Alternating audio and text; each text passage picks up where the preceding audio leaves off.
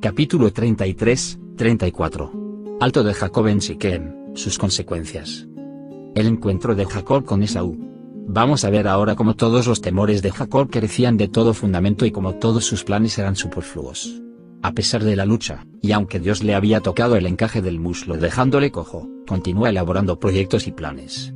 Alzando Jacob sus ojos, miró, y he aquí venía Esaú, y los 400 hombres con él. Entonces repartió los niños entre Lea y Raquel y las dos siervas. Y puso las siervas y sus niños delante, luego a Lea y a sus niños, y a Raquel y a José los últimos. Verso 1-2.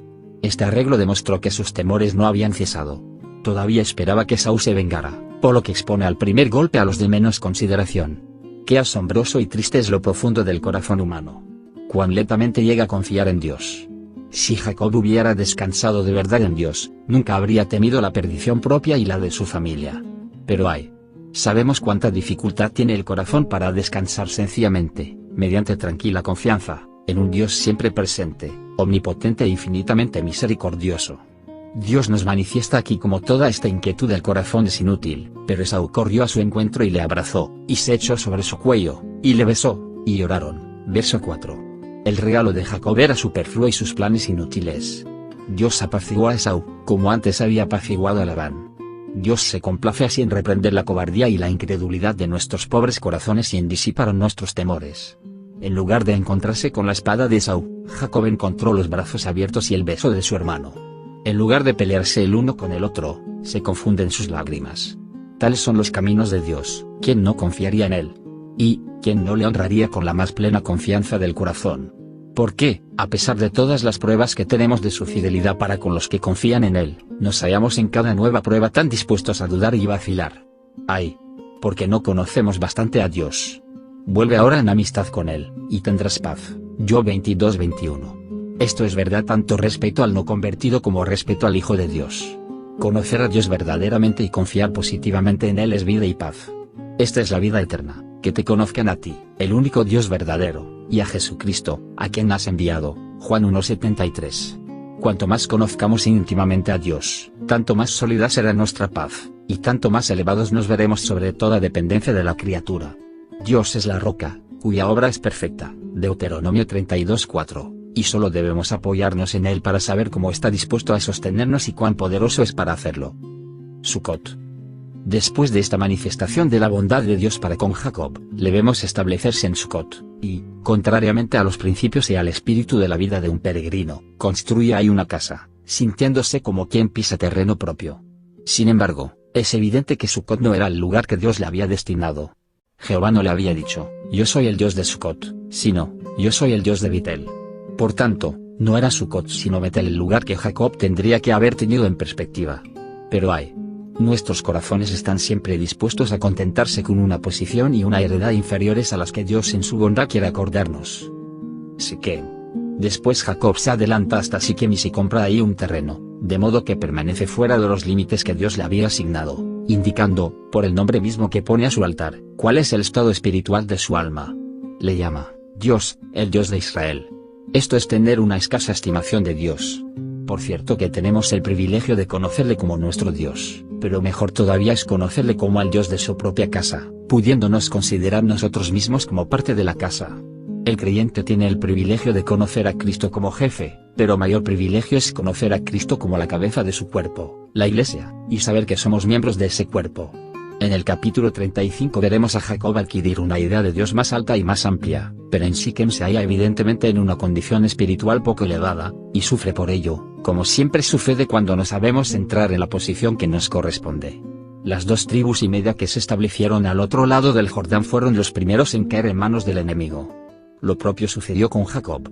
En el capítulo 34 vemos los amargos frutos de su vida en Siquem y qué dificultad resultó de ello para su familia, a pesar de los esfuerzos de Simeón y Leví.